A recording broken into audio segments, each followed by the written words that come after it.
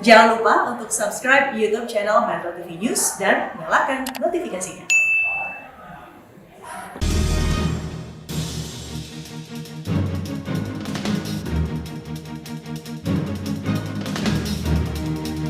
Terima kasih pemirsa Anda masih bersama kami di Editorial Media Indonesia. Bang Gaudens, kita akan bertanya dulu Bang kepada Direktur Pusat Kajian Anti Korupsi atau sering disebut PUKAT Universitas Gadjah Mada yang sudah terhubung lewat saluran telepon, Oce Madril. Bung Oce, selamat pagi.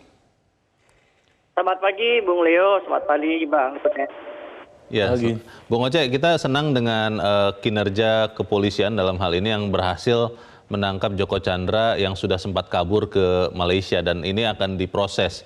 Kalau kita melihat harapannya adalah semua komplotan yang membantu seorang Joko Chandra untuk masuk, keluar lagi dan melakukan banyak hal di Indonesia ini dibuka. Kalau kita melihat indikasi ke arah itu sudah ada seorang bintang 1 yang dijadikan tersangka, lalu ada kuasa hukum yang juga kemudian kelihatannya akan diproses yang sama. Tapi melihat ini, Bung Oce berpikir bahwa ini akan sampai ke ujungnya, sampai ke yang banyak disebut aktor intelektualnya, dalangnya, atau memang hanya akan pada level pelaku-pelaku di lapangannya saja, Bung Oce? Iya, tentu ada apresiasi yang perlu kita sampaikan kepada penegak hukum yang memang pada akhirnya berani dan kemudian berhasil untuk menangkap atau memulangkan Joko Chandra. Pertanyaan Bung Leo soal intelektual dader atau hanya pelaku lapangan, sebetulnya menurut saya tentu harus dimulai dulu dengan pelaku lapangan. Pertanyaan itu sebenarnya bisa juga kita tujukan apakah pelaku lapangan itu sudah terungkap semua ya sebelum aktor intelektualnya. Sampai saat ini menurut saya pelaku lapangannya pun itu belum semuanya menurut saya. Kita tahu bahwa pelarian Joko Chandra bebas keluar masuk Indonesia itu ada oknum-oknum di banyak lembaga yang menurut dugaan kuat itu terlibat. Tidak hanya yang sudah terungkap di kepolisian, tetapi juga ada di kejaksaan, mungkin juga ada di lembaga administrasi menangani perkara di peradilan mungkin ya. Kemudian saya tidak tahu apakah juga ada di imigrasi. Nah, hal-hal semacam ini tentu membutuhkan keseriusan untuk mengungkap siapa saja oknum-oknum yang memang membantu Joko Chandra selama ini. Ini kan baru dua kan yang kita lihat ya. Baru pengacara dan kemudian Brigjen Prasetyo. Kita tidak tahu ini lingkungan oknum-oknum di lingkungan yang lain itu kan bagaimana respon dari masing-masing institusi yang lain begitu. Kejaksaan misalnya atau Kumham misalnya atau peradilan misalnya ya. Ini kan perlu juga dilihat keseriusan mereka. Itu yang akan ditimpakan atau dikenakan kepada para komplotan ini apakah memang sesuatu yang sifatnya hanya pelanggaran administrasi misalnya begitu, atau memang juga bisa dijadikan disebut semacam kaki tangan koruptor sehingga hukuman yang terkait dengan undang-undang korupsi bisa juga dikenakan kepada para pihak ini. Bagaimana menurut Bung Oce? Nah ini begini, jadi karena ada hubungannya dengan aparat negara ya, apakah itu aparat penegak hukum atau aparatur sipil negara yang membantu, maka tentu ada dua pendekatan. Pertama harus ada sanksi yang sifatnya sanksi jabatan. Mereka yang membantu itu harus dicopot kemudian harus dilepaskan dari semua jabatan yang ada di lembaganya. Kemudian yang kedua tentu saja pendekatan hukum pidana. Karena mereka-mereka yang membantu itu pada dasarnya membantu terpidana begitu. Orang yang diburu oleh negara Indonesia kemudian bisa saja dalam rangka membantu apakah membuatkan surat ya membantu meloloskan dan seterusnya bisa saja mereka menerima sesuatu karena kan tidak ada makan siang gratis kan model-model begini kan kita tahulah dalam permainan mafia hukum ada yang begitu gitu. Nah pemberian semacam ini kan jatuhnya pada suap. Kalau tidak pemerasan ya suap begitu. Nah tentu pengusutan kasus Joko Chandra tidak cukup hanya melihat dari sisi administrasinya saja, pelanggaran disiplin atau pelanggaran etik, tetapi juga masuk pada pelanggaran yang sifatnya pidana korupsi, ya, apakah itu suap atau mungkin pemerasan atau mungkin gratifikasi. Nah, yang menarik adalah perma yang baru saja dikeluarkan oleh Mahkamah Agung soal apa itu ya pedoman pemidanaan. Di situ tersirat ada salah satu poin bahwa bagi aparat penegak hukum, bagi aparatur sipil negara yang melakukan tindakan-tindakan koruptif itu adalah menjadi faktor pemberat. Jadi bagi mereka itu harusnya sanksinya jauh lebih berat daripada orang biasa. Baik, berarti kita tunggu saja ya bagaimana kelanjutan dari kasus ini. Semoga yang kita harapkan itu bisa kita lihat. Bung Oce Madril, terima kasih sudah mencerahkan kami pagi ini dari Yogyakarta. Selamat pagi, Bung Oce. Tapi pertanyaannya selalu sama, Bang Gaudens. Kita melihat gegap gempita di awal, di tengah biasanya masih hangat, tapi sudah mulai agak lama, dan apalagi kalau ada kasus lain kita sudah mulai lupa. Nah pertanyaannya, apa iya bisa nih kita lihat ujungnya kasus Joko ini? Ya bisa saja sepanjang masyarakat itu tetap memberi perhatian. Kita tahu bahwa kasus Joko Chandra ini terbongkar berkat intervensi masyarakat sipil. Kalau masyarakat sipil diam, tentu tidak akan terbongkar. Atau dengan kata lain, kejahatan itu menjadi-jadi karena terlalu banyak orang baik diam. Kalau semua orang baik itu turun tangan, tentu kejahatan itu bisa dibongkar. Kasus Joko ini antara lainnya contoh nyata. Nah, persoalannya apakah Jokonya sendiri cukup dengan 2 tahun atau juga diusut dengan kasus-kasus lain, atau kata Mahfud MD itu tidak cukup dengan 2 tahun. Jadi ada tambahan hukuman begitu? Nah, persoalannya bagaimana untuk mencapai tambahan hukumannya? Kalau di dalam proses pengusutan yang ada sekarang, katakanlah seorang brigjen dan pengacara itu menggunakan KUHP, itu berarti yang dijerat itu hanya orang-orang tersebut. Joko Chandra tidak akan terseret. Tidak ikut lagi? Karena itu satu-satunya jalan kalau mau menjerat Joko Chandra ya harus menggunakan undang-undang tindak pidana korupsi. Karena pemberi dan penerima itu kan harus dihukum.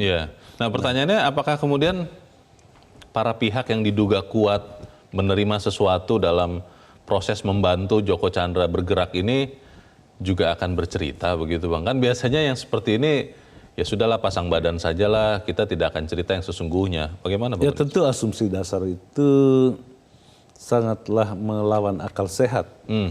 Orang mau saja menolong itu saja tanpa mengharapkan sesuatu. Itu yang pertama. Yang kedua, kejahatan itu tidak pernah dengan pelaku tunggal, selalu bersama-sama. Karena itu hendaknya bisa bisa ditelusuri misalnya dari rekening, apakah transfer bank atau rekening yang tidak wajar dari orang-orang yang kita katakan sebagai komplotan. Tapi biasanya kan sudah tidak menggunakan nama sendiri Bang, biasanya menggunakan tukang kebun dari tetangga yang adalah siapanya siapa sehingga susah itu mengejarnya. Enggak susah sih, yang penting ada kemauan. Polisi kita itu sangat pintar. Memburu teroris di lubang yang semut pun bisa dapat, apalagi untuk kasus seperti ini. Kata kuncinya tentu kepolisian harus mengembalikan kepercayaan masyarakat. Masyarakat sudah terlanjur percaya yang tadinya terjun bebas ke titik nol, bangkit lagi kepercayaan itu karena mampu membawa Joko. Tetapi sampai sekarang hanya baru dua yang ditersangkakan, tapi tidak menggunakan undang-undang tindak pidana korupsi. Tipikor. Kita berharap, masyarakat berharap undang-undang tipikor itu harus digunakan di dalam kasus Joko ini. Kalau kita melihat kan sudah ada juga tadi lurah ya yang sudah dinonaktifkan, kemudian juga diduga ya tidak mungkin ini keluar masuk Indonesia dengan mudah kalau tidak ada dalam tanda petik peran mungkin imigrasi di situ. Apakah lembaga-lembaga ini mau dengan rela membersihkan dirinya atau kita memang harus dalam tanda petik tekan juga? Kalau di dalam konstruksi editorial itu mestinya diusut itu sejak pertama kali Joko kabur dari Indonesia di 2009. Bayangkan dia bisa mengetahui putusan Mahkamah Agung yang akan diucapkan besoknya. Jadi besoknya diucapkan, hari ini dia udah kabur. Dan sampai sekarang tidak pernah diusut. Siapa yang membantu Joko kabur pada 2009 itu. Kemudian di Juni 2020, Joko begitu bebas keluar masuk Indonesia. Oke. Sampai sekarang kita tahu siapa yang membantu misalnya di dalam apakah ada orang dalam di dalam mengurus paspornya, yang pasti di dalam mengurus KTP. Orang-orang seperti ini kan sampai sekarang tidak pernah disentuh oleh hukum ya. Baru secara administrasi udah gitu. Ini ada indikasi permainan catur ini kelihatannya Bang Goden, seperti permainan catur, biasanya pion saja yang dikorbankan, tapi raja, ratu itu akan dijaga begitu rupa. Konon katanya dalam kasus ini akan seperti itu. Kalau itu yang terjadi bagaimana Bang? Tapi kita harus jeda dahulu dan pemirsa tetap bersama kami. Editorial Media Indonesia segera kembali.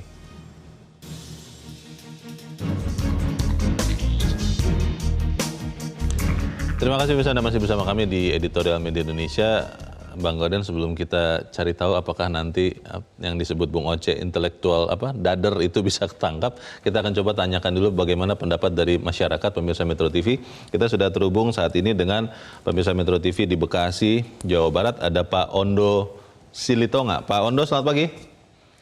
Selamat pagi Bung Leonard, selamat pagi Bung Rensius.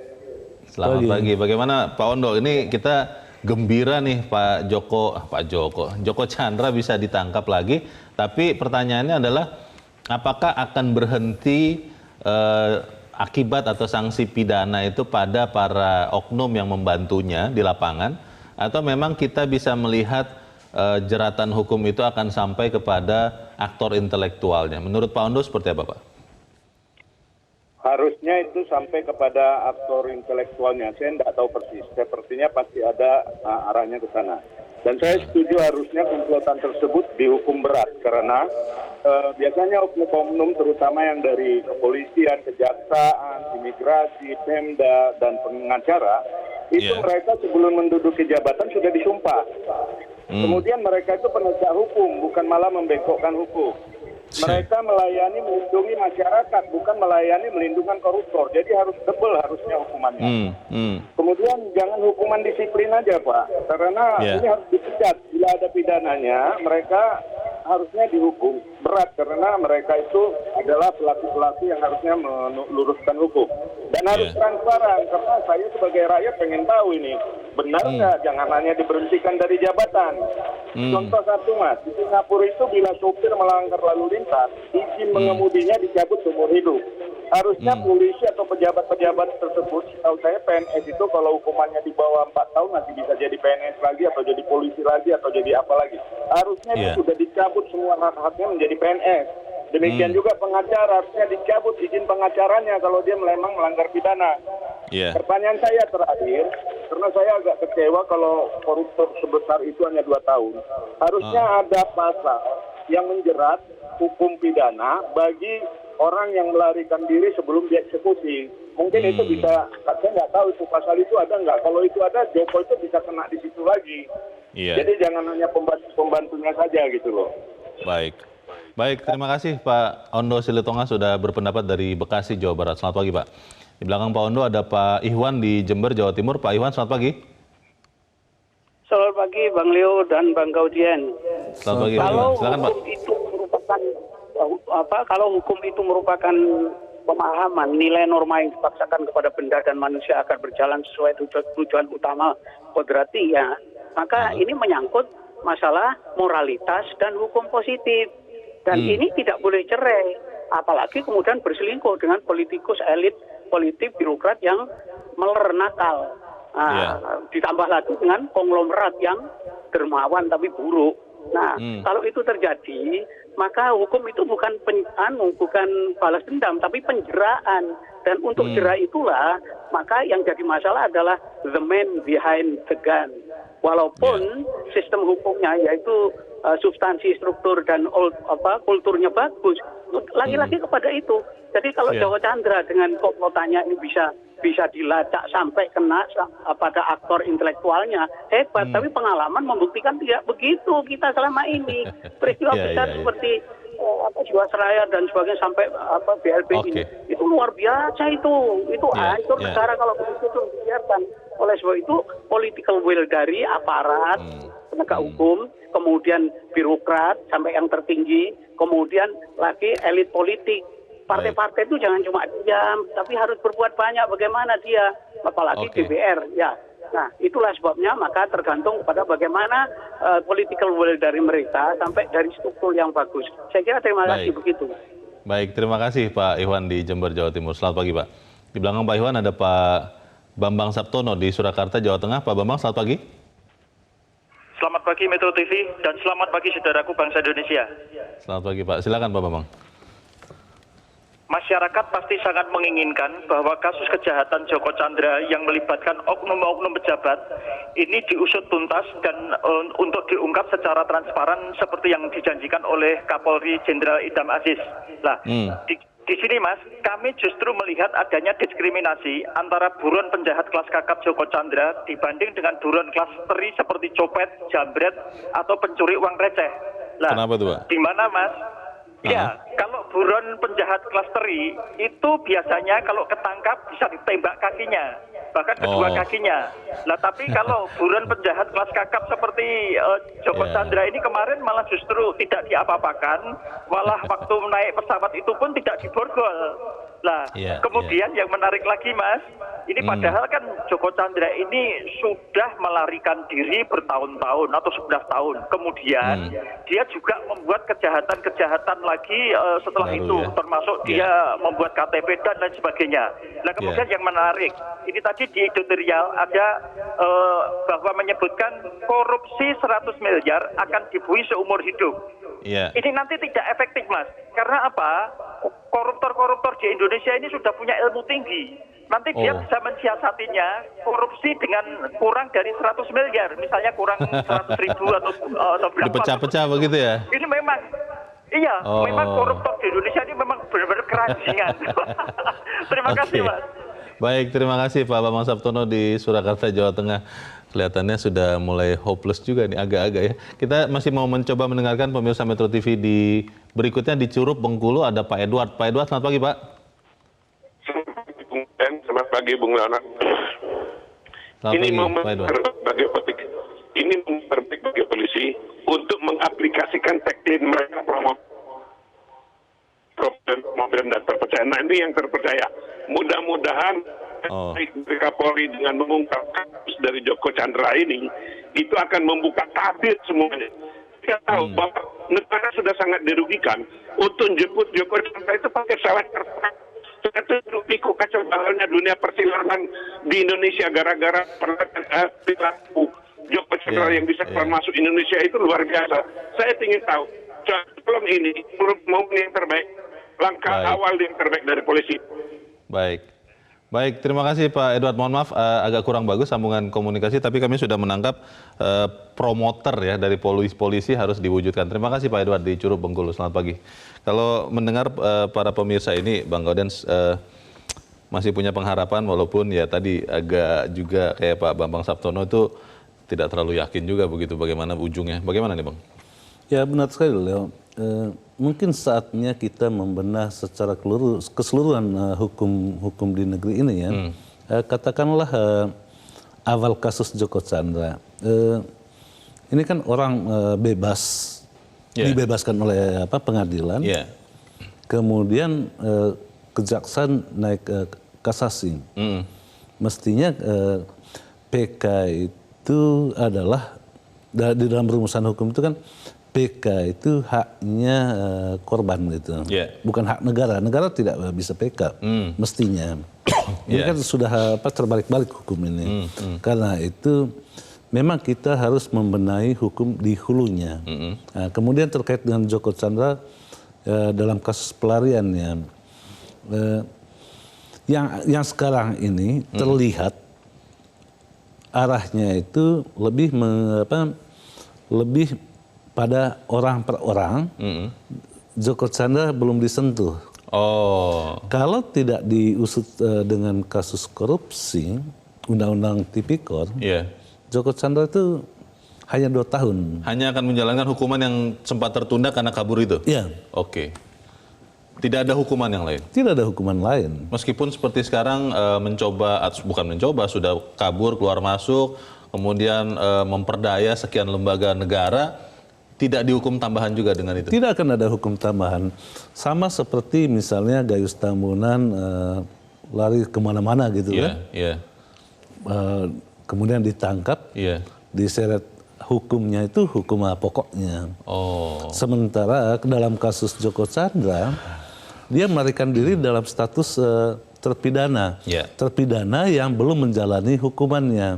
Demi kepastian hukum dia dicari. 11 tahun mencari dia untuk menegakkan kepastian hukum bahwa hukum dia harus menjalankan hukuman badan. Harus dieksekusi hukuman itu. Itu makanya dia dicari. Nah, di dalam pelariannya itu ada orang-orang membantu. Saat ini yang dilakukan itu terkait baru yang diusut dengan KUHP. Gitu. Karena itu pasal yang dipakai untuk 2 orang tersangka itu adalah penggelapan pemalsuan dokumen, membantu buron. Walaupun hukumannya itu tinggi juga sekitar 6 tahun gitu ya, maksimal tapi itu kan maksimal 6 tahun. Tetapi Joko Chandra tidak akan disentuh gitu. Karena itu di dalam editorial kita katakan tidak ada makan siang gratis.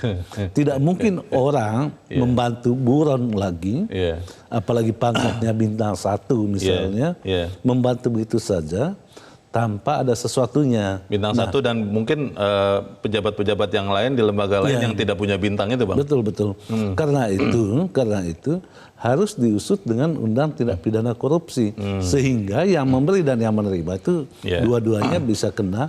Joko Chandra hanya bisa kena kalau diusut dengan undang-undang tindak pidana korupsi. Konon katanya kasus ini tidak akan sampai kepada yang Bang Gaudens tadi barusan bilang karena ada orang kuat di balik ini semua, walaupun semua orang juga masih menerka-nerka siapa orang kuatnya. Kalau begitu kesamaan kedudukan di hadapan hukum kelihatannya tidak berlaku untuk orang kuat ya. Tapi kita harus jeda lagi dan pemirsa tetap bersama kami, Editorial Media Indonesia segera kembali. Terima kasih pemirsa Anda masih bersama kami di Editorial Media Indonesia. Kita di bagian akhir dari diskusi kita pagi ini. Bang Gaudens, ada yang mengatakan bahwa kelihatannya di Indonesia hukum itu hanya tajam ke bawah tapi tumpul ke atas. Saya sering mengatakan itu tidak benar, seharusnya adalah semuanya sama kedudukannya di hadapan hukum. Tapi kalau melihat kasus Joko ini setelah mendapatkan kasus yang lain begitu, kelihatannya mungkin pendapat pertama itu bisa terjadi juga. Tidak ketemu sampai ke aktor intelektualnya. Bagaimana, Bang? Ya, kalau menurut saya sih pasti terbongkar ya. Mengapa seperti itu? Karena yang disebut-sebut orang kuat itu kuat pada waktunya.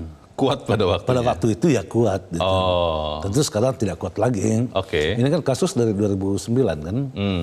Masa iya sih kuat terus sampai sekarang.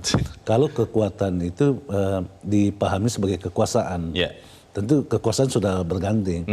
Karena itu Joko Chandra dimintakan untuk ditangkap, diperintah langsung oleh Presiden. Itu artinya Presiden punya niat atau kemauan yang kuat untuk membongkar kasus ini siapapun yang terlibat. Siapapun yang terlibat gitu. Karena itu bintang 1 pun ditersangkakan sekarang. Tentu kita yakin sekali ini baru permulaan gitu. Sampai saat ini kan baru 2 orang yang menjadi tersangka. Yang lain itu belum ditersangkakan. Apakah hanya cuma 2 orang itu yang membuat, apakah si Jenderal Bintang 1 itu mengetik sendiri suratnya, kemudian memberi sendiri kepada Joko, atau dia minta bantuan kepada orang lain? Ini kan perlu diusut gitu. Kalau logika kita mengatakan banyak orang yang terlibat, karena itu semua yang terlibat, siapapun dia, tidak ada orang kuat. Kalau presiden yang perintahkan tentu tidak ada yang kuat lagi selain presiden. Kan? Masalahnya kan begini Bang, mungkin presiden punya komitmen yang kuat. Tapi kan dari presiden sampai ke Joko Chandra kan ada banyak lembaga, ada banyak orang-orang yang mungkin karena melihat sejarah Joko ini yang begitu licin, ya pas sial saja mungkin kemarin ditangkap di Malaysia. Bukankah tidak mungkin hal yang serupa akan terjadi lagi dalam proses sekarang ini, sampai kemudian nanti jangan-jangan ada juga yang masuk angin mulai dari penuntutan sampai di peradilan? Kasus Joko Chandra itu saat ini ditangani oleh kepolisian. Kepolisian sudah mentersangkakan orangnya sendiri, bahkan bintang 1. Itu artinya ada kemauan kuat dari polisi untuk mengusut dan menyeret siapapun di luar kepolisian juga, karena polisi sebagai penyidik negara, dia punya hak untuk menjangkau apakah ada jaksa misalnya yang terlibat, tentu polisi bisa mengusutnya di imigrasi, atau di imigrasi, kependudukan, atau di tempat-tempat lain, jangan-jangan di pengadilan juga. Nah. Karena itu kasus yang sekarang ini baru di hulunya. Muaranya nanti semua di pengadilan. Karena itu editorial juga mengatakan jangan cuma melototi saat ini, tetapi pelototilah di pengadilan nanti. Jangan sampai hakim-hakim juga masuk angin gitu kan. Kalau melihat pelariannya sudah 11 tahun kurang lebih, itu kan waktu yang lama. Berarti kalau kita melihat kasus ini pun mungkin akan diproses, akan memakan waktu yang lama. Dan konon katanya orang Indonesia mudah lupa. Kita masih tetap akan ingat tidak melihat kasus ini sampai di ujungnya, Bang? Kalau melihat kasusnya sekarang, membacanya sekarang, jangan-jangan selama ini cuma setahun dia di luar negeri. Jangan-jangan selama ini berada di dalam negeri. Waduh, tapi itu kan harus dibuktikan, Bang. Iya, dibuktikan. Artinya begini, ketika dia bisa bebas masuk di tahun sekarang, apakah tahun dulu tidak karena tidak ketahuan, orang tidak ribut. Ini kan karena ketahuan makanya ribut. Ketahuannya di mana? Ketika dia datang ke pengadilan, mendaftarkan PK, mendaftarkan PK-nya, baru ketahuan kan. Jangan-jangan selama ini disembunyikan oleh orang-orang di tempat yang tidak diketahui oleh publik gitu. Nah, kalau begitu apakah ada harapan bahwa kasus ini akan benar-benar ditangani sampai tuntas dan tidak memakan waktu yang terlalu lama? Bukan soal waktu sih sebetulnya. Yang paling penting itu anggap saja ini momentum, terutama untuk mengembalikan martabat kepolisian. Kepercayaan masyarakat juga ya? Kepercayaan masyarakat terutama. Karena kepercayaan masyarakat kepada polisi itu begitu turun dalam kasus ini. Nah, satu-satunya cara ya polisi harus mengusut tuntas siapapun yang terlibat. Saya kira polisi sekarang ini sangat berani kok, dan pasti berani. Di kondisi begini, memang kita berharap dan sangat mengapresiasi apa yang dilakukan oleh kepolisian, Bang. Tapi pertanyaan mendasarnya kembali saya pertanyakan, apakah mungkin sampai kepada orang kuat, mungkin masa lalu kuatnya, yang disebut-sebut adalah dibalik semua ini? Ya pasti ya nyampe lah. Tidak mungkin seorang bintang 1 diam saja kalau dia tahu gitu kan. Atau tidak mungkin seorang Joko Chandra diam saja kalau dia diperiksa. Tentu dia akan bernyanyi. Masa dia mau menanggung sendiri kan? Itu kan hal yang sangat logik. Nah, paling penting itu kepiawaian ya. Kepiawaian dari penyidik untuk membongkar kasus ini. Itu yang paling penting. Dan kemudian juga satu yang dipertanyakan orang adalah apakah setelah kasus ini kemudian oknum-oknumnya misalnya menanggung konsekuensi dari tindakannya, institusinya akan kembali bersih atau tidak? Itu pertanyaan besar ya, Bang? Ya, pertanyaan yang lain itu yang paling besar juga, apa cuma kasus ini? Bagaimana Masiku? Siapa lagi yang lain itu kan? Kan banyak sekali orang yang sudah melarikan diri, ada yang disebut-sebut di luar negeri, ada yang menghilangnya di dalam negeri, gitu kan? Jadi terakhir apa, Bang, yang kita bisa harapkan dari para penegak hukum? Karena saya khawatir nih begitu ada kasus lagi yang lain yang lebih besar atau sama besar, kita pun lupa memberitakannya. Tentu melihat dari konstruksi kasus Joko Chandra, kalau Presiden memerintahkan saja seluruh aparat penegak hukum itu untuk memburu para buron, termasuk di dalam kasus kasus KPU itu yang masih buron sampai sekarang, dan juga yang lain-lain. Kalau Presiden memerintahkan, tidak ada yang tidak bisa kok. Kemauan itu harus bertitik temu dengan niat baik itu. Baik. Kita harapkan itu terjadi dan kita akan ikuti sama-sama. Bang Gaudens, terima kasih sudah hadir di tempat ini, Bang. Selamat pagi.